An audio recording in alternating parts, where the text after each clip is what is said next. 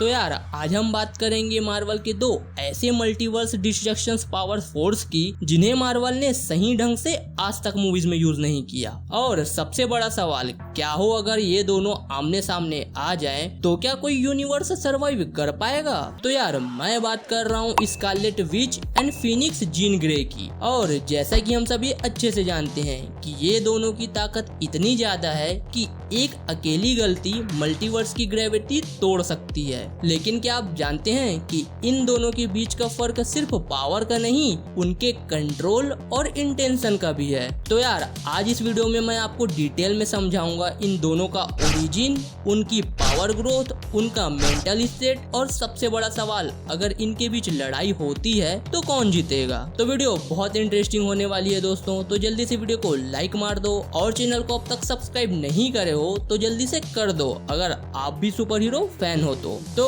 Start करते हैं video को वांडा एके स्कारलेट विच से। तो वांडा मैक्सिमॉफ का कैरेक्टर शुरू होता है एक ग्रीफ ड्रिवन ह्यूमन के रूप में। उसका ओरिजिन एमसीयू के एक एक्सपेरिमेंट का रिजल्ट था, लेकिन कॉमिक्स में वांडा एक म्यूटेंट और विच दोनों थी। जब वांडा ने विजन को खोया तो उसका दर्द उसकी पावर से ज्यादा हो गया। उसने एक पूरे टाउन को रियलिटी में बदल दिया वांडा विजन शो में। और फिर आया turning point, dark hold book. जैसे ही वांडा ने डार्क होल्ड को पढ़ा उसकी केओस मैजिक अवेकन हो गई। अब वो रियलिटी नहीं मल्टीवर्स को सेव करने लगी थी। और अगर मैं आपको उसकी पावर्स के बारे में थोड़ा बताऊं तो उसके पास है केओस मैजिक, मतलब अनलिमिटेड पोटेंशियल, रियलिटी वॉर्पिंग, किसी भी चीज को बदल देना, ड्रीम वॉकिंग, अल्टरनेट यूनिवर्स में अपना ही वर्जन पोजेस करना, जैसा हमने doctor strange multiverse of madness में उसको करते देखा था। इसके साथ साथ उसके पास एनर्जी मैनिपुलेशन, टेलीपैथी और टेलीकिनेसिस भी है। और अब बात करें इसके डिस्ट्रक्शन की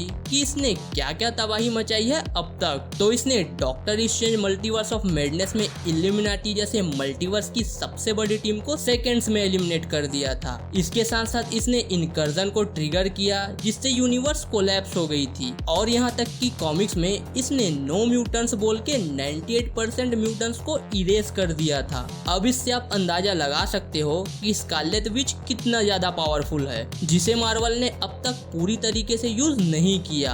अब हो सकता है डॉक्टर डूम के साथ मिलके ये और ज्यादा तबाही मचाते दिखे हमें डूम्सडे में। अब जानते हैं जीन ग्रे एके फिनिक्स फोर्स के ओरिजिन से कॉमिक रीबर्थ्स के सफर के बारे में। तो जीन ग्रे का कैरेक्टर मार्वल कॉमिक्स में पहली म्यूटेंट थी जिसे ओमेगा लेवल माना गया था। उसकी सबसे बड़ी पावर थी टेलीपैथी और टेलीकिनेसिस जो नेचुरल थी। लेकिन तभी आई फिनिक्स फोर्स, एक कॉस्मिक एंटिटी जो डिस्ट्रक्शन और रीबर्थ का सिंबल थी। जीन जब फिनिक्स से बॉन्डेड होती तब वो सिर्फ एक म्यूटेंट नहीं रहती, वो बन जाती है एक गॉड टियर बीइंग। जिसकी पावर के बारे में आपको बताऊं तो उसके पास है कॉस्मिक फ्लेम जो जला सकता है इंसान के अंदर की आत्मा तक को। उसके बाद आता है मॉलिक्यूलर कंट्रोल जो किसी भी पार्टिकल को तोड़ सकती है। फिर आता है टाइम एंड स्पेस मैनिपुलेशन, मतलब वो पूरे यूनिवर्स में ट्रेवल कर सकती है। फिर इसके बाद आता है रेजोरेक्शन, यानी वो कभी मर नहीं सकती। और एट दी एंड आता है इमॉर्टिलिटी एंड एनर्जी अब्जॉर्प्शन। और रहा बात इसके डिस्ट्रक्शन का,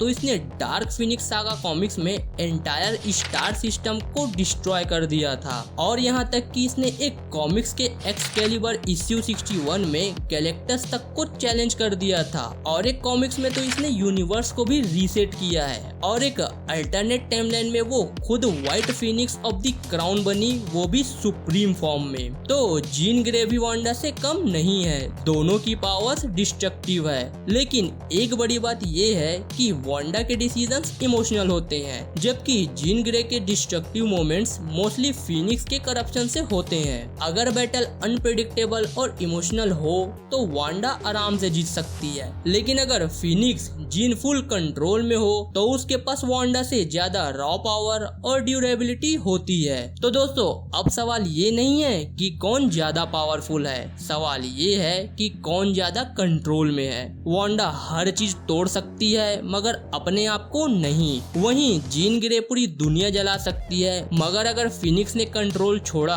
तो वो खुद भी जल जाती है। पावर का तोहफा जब इमोशनल हो जाए तो वो तबाही का दावत बन जाता है। तो अब ये मैं आप लोगों पे छोड़ता हूँ। अब आप लोग डिसाइड करो कि अगर कल ये दोनों टकरा गए तो क्या मल्टीवर्स बचेगा?